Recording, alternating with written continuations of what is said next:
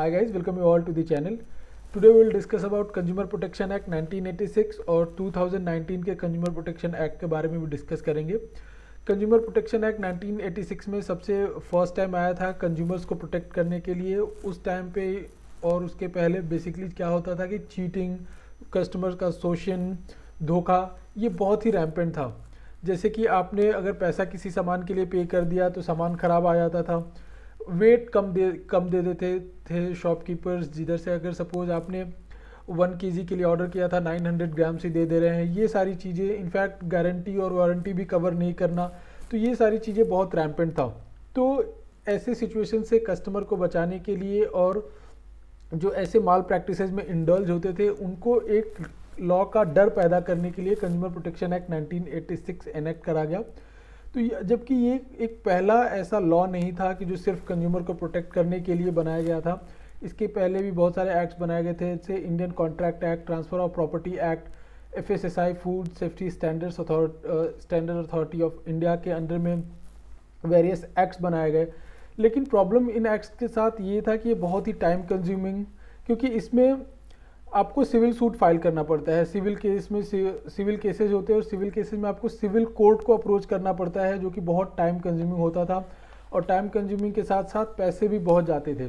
तो इसके लिए एक स्पेसिफिक एक्ट बनाया गया, कंज्यूमर प्रोटेक्शन एक्ट, जिसमें टाइम की सेविंग हो, पैसे की भी सेविंग हो और जल्दी से जल्दी जो भी डिसीजन है वो आ जाए। तो अब जान लेते हैं कि सबसे पहले कंज्यूमर होता कौन है। तो इसका बहुत ही सिंपल सा डेफिनेशन है अंदर कंज्यूमर प्रोटेक्शन एक्ट 2019 के अंदर में भी, और इनफैक्ट 1986 के एक्ट में भी सेम, मोर और लेस सेम डेफिनेशन था। अगर सपोज़ मैं आपसे कोई सामान खरीद रहा हूँ, आप शॉपकीपर है, मैं आपसे कोई सामान खरीद रहा हूँ और मेरे पास उसका बिल है, रिसीट है, तो मैं एक कंज्यूमर होता हूँ। ये सामान मैं किसी के लिए भी खरीद सकता हूँ, अपने लिए या किसी और के लिए भी।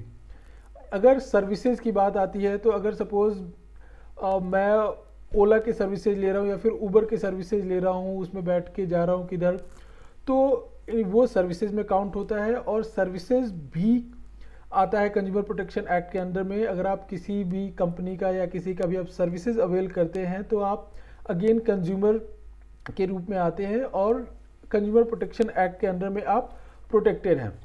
कंज्यूमर प्रोटेक्शन एक्ट में कुछ पेक्यूनियर जुरिडिक्शन है, मतलब मॉनेटरी, अगर सपोज किसी पर्टिकुलर अमाउंट का है तो उसमें कौन से कोर्ट को अप्रोच करना है, ये बेसिकली पेक्यूनियर जुरिडिक्शन में आता है। तो सबसे पहले जान लेते हैं कि कौन से फोरम्स को आप अप्रोच कर सकते हैं।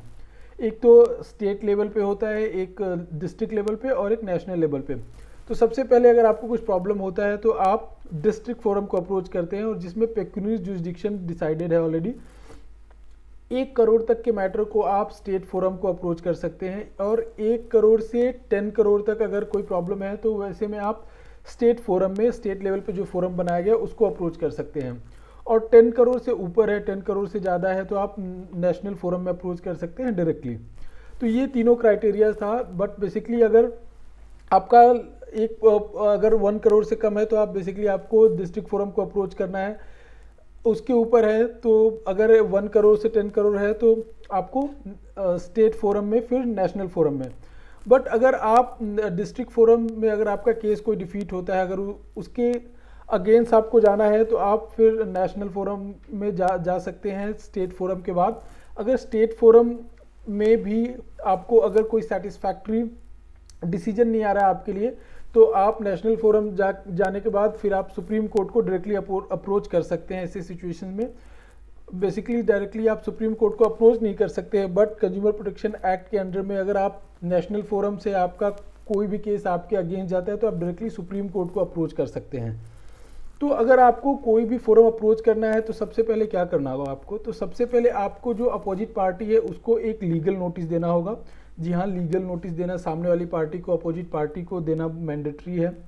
और लीगल नोटिस 15 डेज़ का आपको पीरियड देना होगा, 15 डेज़ का आपको टाइम देना होगा सामने वाली पार्टी को, सो दैट वो 15 डेज़ में कोई एक्शन ले सके अगर वो लेना चाहती है। तो अगर नहीं लेना चाहती आप तो पहले लीगल नोटिस एक बना के उसमें मेंशन करें कि आप क्या रिलीफ चाहते हैं, क्या उनसे चाहते हैं। अगर फिर भी आपको कोई रिलीफ नहीं मिलता है अपोजिट पार्टी से, तो आप ऐसे में जो भी पेक्यूनियर जुरिडिक्शन के अंडर में जो भी फोरम्स आते हैं उस फोरम को आप अप्रोच कर सकते हैं। इसके लिए आपको एक एप्लीकेशन ड्राफ्ट करना होगा। एप्लीकेशन ड्राफ्ट करने के बाद आप उसको ई फाइल कर सकते हैं, यानी ऑनलाइन फाइल कर सकते हैं, या फिर आप कोर्ट में डायरेक्टली फिजिकल भी फाइल कर सकते हैं। एप्लीकेशन में लिखना क्या होगा, तो एप्लीकेशन में बेसिकली आपको रिलीफ लिखना होगा, आपको क्या रिलीफ चाहते हैं और सामान को आप रिटर्न करना चाहते हैं या फिर उसमें कोई चेंजेस चाहते हैं। ये सारा रिलीफ आपको लिखने के बाद आपको फाइल कर देना होता है और एक कोर्ट फी लगता है, कोर्ट फी जो कि आपको पे करना होता है।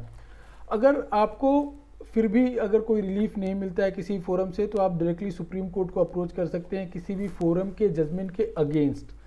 तो ये था फ्रेंड्स, हम लोगों ने डिस्कस किया कंज्यूमर फोरम को कैसे अप्रोच करना है और क्या प्रोसीजर है बेसिकली। तो इससे अगर कोई भी डाउट है तो आप कमेंट सेक्शन में पूछ सकते हैं। Thank you.